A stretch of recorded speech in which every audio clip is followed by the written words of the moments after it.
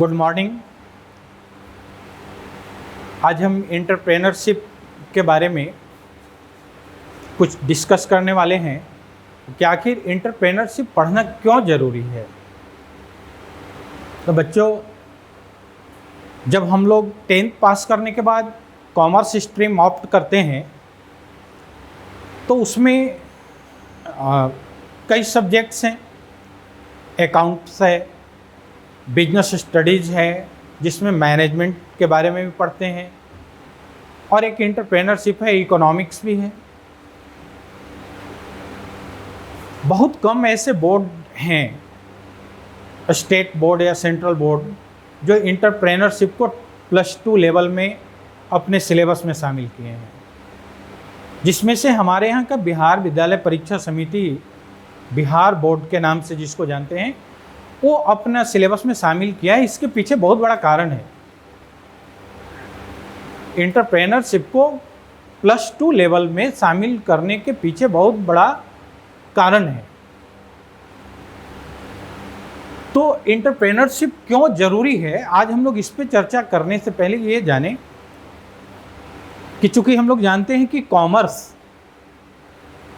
Is not job seekers या job oriented course but job generating course. Commerce के students, commerce पढ़ने वाले students न सिर्फ जॉब सीकर्स बनते हैं बल्कि जॉब प्रोवाइडर बनते हैं, जॉब जनरेटर बनते हैं, and they generate jobs for others. तो किसके बल पर? वो जॉब जनरेट करेंगे कैसे? एंटरप्रेनर बनके, एंटरप्रेनरशिप प्रोसेस से, एंटरप्राइज इस्टेब्लिश करने के बाद ही वो जॉब जनरेट कर पाएंगे। जो खुद नौकरी के लिए तलाश में हैं, जो दूसरे के यहाँ सिर्फ नौकरी करना चाहते हैं, सिर्फ उसके लिए पढ़ाई करते हैं, वो दूसरे के लिए जॉब कैसे जनरेट कर सकते हैं?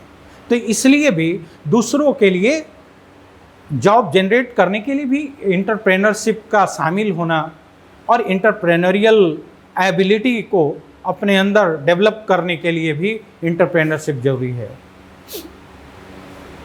दूसरा, वर्षों से खास करके भारत में हम भारतीयों के दिमाग में एक परसेप्शन डाल दिया गया है, परसेप्शन बना दिया गया है कि हमें पढ़ लिख कर सिर्फ क्या करना है, तो नौकरी करना है, सिर्फ नौकरी करना है।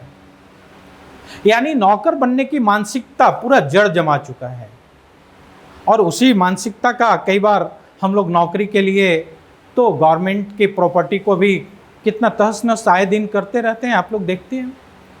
तो इस मानसिकता से निकलने के लिए, इस मानसिकता को, इस परसेप्शन को दूर करने के लिए, तोड़ने के लिए भी, कि हम सिर्फ नौकर नहीं बनेंगे बल्कि हम स्वामी बनेंगे, मालिक बनेंगे, किसी इंटरप्राइज का मालिक बनेंगे, किसी बिजनेस ऑर्गेनाइजेशन का मालिक बनेंगे, किसी इंडस्ट्री का मालिक बनेंगे, और हम अपने आइडिया से, अपने बुद्धि विवेक से, और 2, 4, 5, 10 लोग के लिए ही सही, लेकिन जॉब जनरेट करेंगे और दूसरे को जॉब देंगे, उनका परिवार उससे चलेगा, और इस तरह से हमारा सोशल रिस्पॉन्सिबिलिटी को भी हम फुलफिल कर पाएंगे।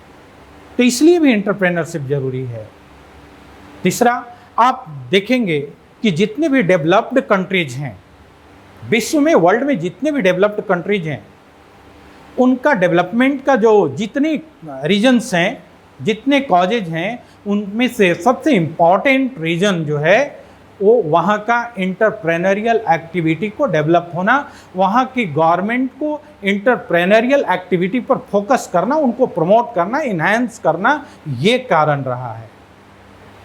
और इसीलिए एंटरप्रेन्योरशिप का, एंटरप्रेन्योरियल एक्टिविटी का किसी भी कंट्री का डेवलपमेंट में, किसी भी कंट्री का इकोनॉमी में उनका बहुत ही इम्पॉर्टेंट और बहुत बड़े मात्रा में उनका कंट्रीब्यूशन होता है। किसी भी कंट्री का जीडीपी में एंटरप्रेन्योरियल एक्टिविटी का कंट्रीब्यूशन बहुत ही इम्पॉर्टेंट और बहुत बड़े मात्रा में है। इसलिए एंटरप्रेन्योरशिप ज़रूरी है, और हम लोग एंटरप्रेन्योरशिप हम लोग को पढ़ना चाहिए और पढ़ेंगे।